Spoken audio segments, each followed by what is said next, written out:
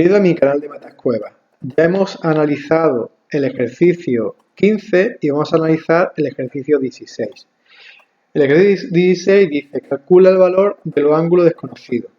Bien, pues si os dais cuenta, la primera figura plana que aparece es un polígono de 4 lados, donde tiene dos ángulos que valen 90 grados, dos ángulos rectos.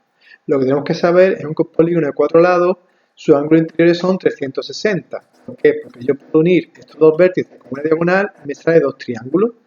Por lo tanto, 180 más 180 de dos triángulos serían 360. De ahí que la suma de todos los ángulos sea 360 grados. ¿Qué tenemos que hacer? Nosotros lo que tenemos que hacer es, vamos a coger y vamos a sumar 90 más 90 más A más 71 y se lo quitamos a 360. Es decir, ¿cuánto vale el valor del ángulo A? Como la suma de los cuatro ángulos son 360, hay que quitarle a 360 90 más 90 y hay que quitarle 71 grados. Por lo tanto, si a 360 le quito 90 más 90 y le quito 71, lo que me queda es 109 grados. De ahí que el ángulo A haga 109 grados. Lo mismo ocurriría en el apartado B. En el apartado B me piden que calcule el P y el N. Pero si os dais cuenta, en el apartado B esto es un trapecio isósceles. Es decir, que como estos dos lados son iguales, los dos ángulos tienen que ser iguales. De ahí que el ángulo P y N tiene que ser, son dos ángulos iguales. P y N son dos ángulos iguales. Por lo tanto, si sumo P más N más 120 más 120, tiene que dar 360. Por lo tanto, ¿cuánto vale la suma de P más N? La suma de los dos ángulos que se les conoce es 360 menos 120 y 120. De ahí que la suma de P más N sea 120 grados. Repito, la suma de los ángulos de un polígono de 4 lados son 360. Por si 360 le quito 120 y 120, lo que me queda, que es 120, es la suma de P y N.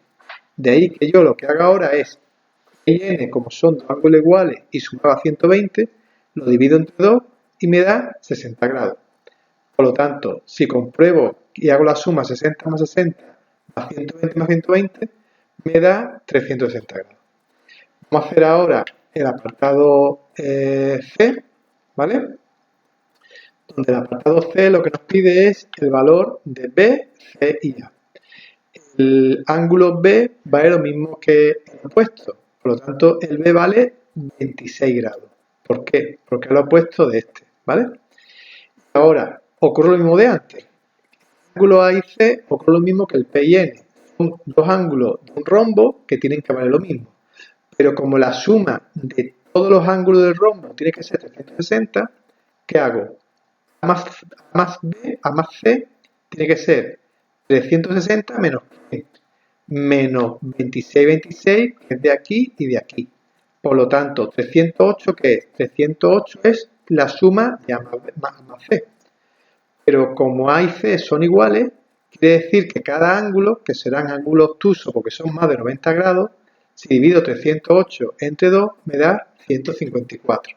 Por lo tanto, si sumo 154 más 154 más 26 más 26, me da 360 grados. ¿Vale?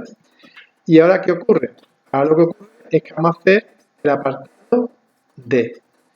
El apartado D, lo que tenemos es, tenemos un rectángulo y es un poco complicado porque me piden el P, el N y el M.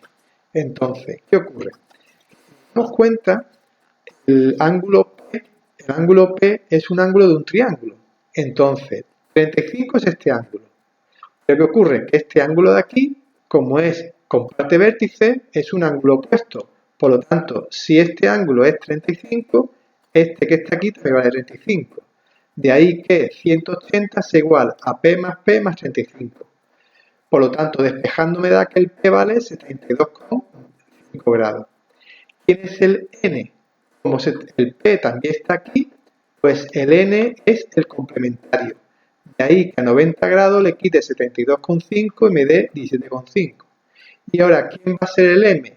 M es un ángulo que ocurre que 2M, ¿por qué? Porque